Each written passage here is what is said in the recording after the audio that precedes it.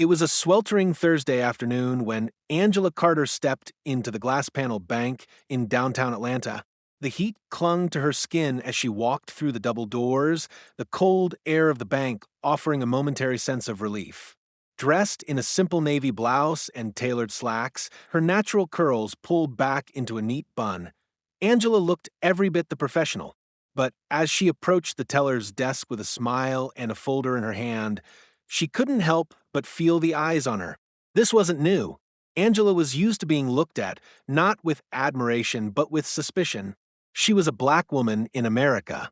Even with 2 college degrees, a stable career as a marketing consultant, and a clean financial record, there were spaces where she was treated like an outsider. Still, she approached with confidence. "Good afternoon," she said politely to the teller, a young white woman with perfectly straight blonde hair and a practiced smile. The woman looked up, her expression flat. "Can I help you?"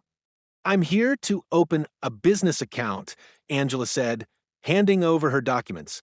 "I've already completed the online forms, just need to finalize things in person." The teller took the documents with a frown and began glancing through them. "What kind of business?" Angela replied, "Marketing and branding. I help small businesses with their digital presence." The teller said nothing for a long moment, then looked past Angela toward someone else in the room. Angela turned slightly and saw a man in a suit watching her from the far desk. The branch manager, judging by the plaque on his desk. "Wait here," the teller muttered and walked away with Angela's paperwork. Angela stood awkwardly at the counter. She could feel the stares. She always did in places like this. But she stayed calm, professional, patient. 10 minutes passed, then 15. She finally walked over to the manager's desk. "Excuse me, I'm just wondering," he didn't let her finish. "Ma'am," he said curtly, not bothering to rise from his seat. "We've reviewed your paperwork, and we won't be opening an account for you today." Angela blinked. I don't understand. Everything should be in order. We reserve the right to refuse service," he said, standing now. "You'll need to leave." "On what basis?" she asked, her voice still calm but firm. "Please leave the premises," he repeated, louder this time. Angela felt a flush rise in her cheeks. She looked around. People were watching. Whispers filled the air. A security guard stepped forward, positioning himself near her. She looked back at the manager, her heart pounding. "This is discrimination." He smirked. "No, ma'am. This is policy." Tears threatened to well up, but she swallowed them down. She was not going to cry in this place. With one final glance at the teller, who now refused to meet her eyes, Angela turned and walked out. The summer sun felt harsher now. She sat down on a bench outside the bank, stunned, humiliated, angry. And then she called her husband. 10 minutes later, Marcus Carter pulled up to the curb in his sleek, black Tesla. He stepped out with calm precision, tall, broad-shouldered, and dressed in a gray tailored suit that cost more than some people's rent. His presence was commanding, his face unreadable. Angela stood as he approached. "They threw me out," she said, her voice trembling despite her effort to sound composed. "Wouldn't even tell me why." Marcus didn't say anything at first. He simply took her hand and led her back toward the bank. Inside, the same cool air washed over them. Conversations slowed. Heads turned. The branch manager, still at his desk, glanced up, then froze when he saw Marcus. A flicker of recognition flashed in his eyes. "Mr. Carter," he said quickly, standing. Angela blinked. They knew him? Marcus nodded curtly. "We have a problem." The manager cleared his throat. "There must be some misunderstanding. How can I help?" Marcus didn't answer him. Instead, he turned to his wife. "Tell him what happened," he said gently. Angela looked the manager dead in the eye. Her voice was steady now. "I came in to open a business account. I had all the paperwork. I was told to wait, then denied service without cause, and I was asked to leave." The manager paled slightly. "Ma'am, I assure you," "Save it," Marcus interrupted, "because now you're going to explain it. In front of me, and in front of our attorney." The manager looked around, now clearly uncomfortable. "Sir, if there's anything we can do to resolve—" "You'll do everything," Marcus said, "and you'll start by apologizing to my wife." Angela looked around. People were watching again. But this time, the energy had shifted. The security guard stood frozen. The teller looked down, suddenly fascinated by her keyboard. Now, Marcus said sharply. The manager swallowed hard and turned to Angela.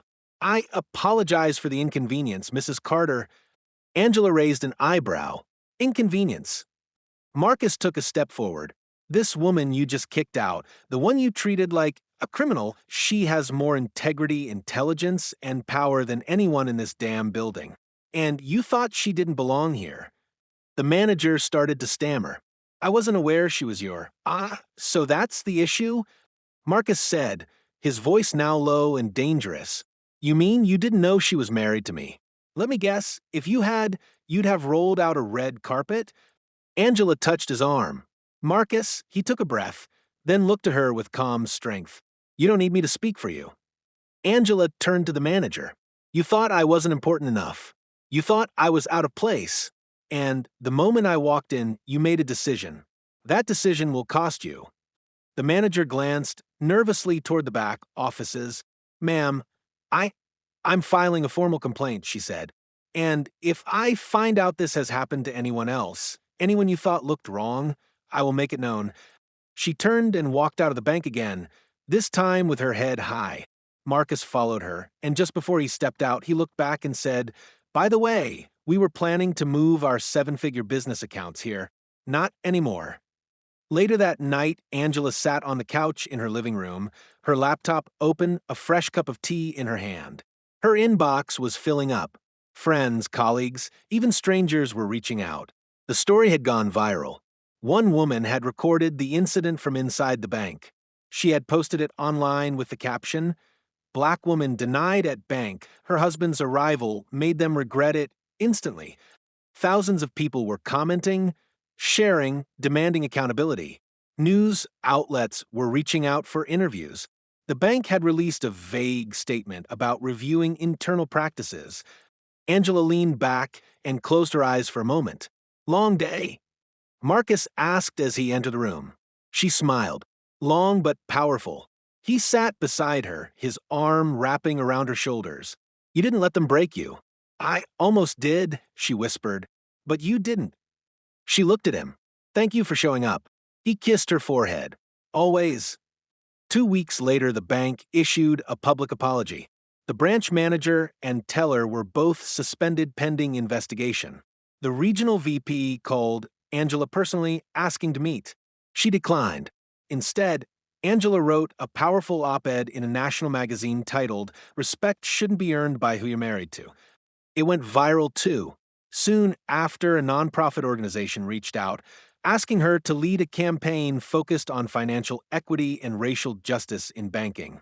Angela agreed, not for revenge, but for change.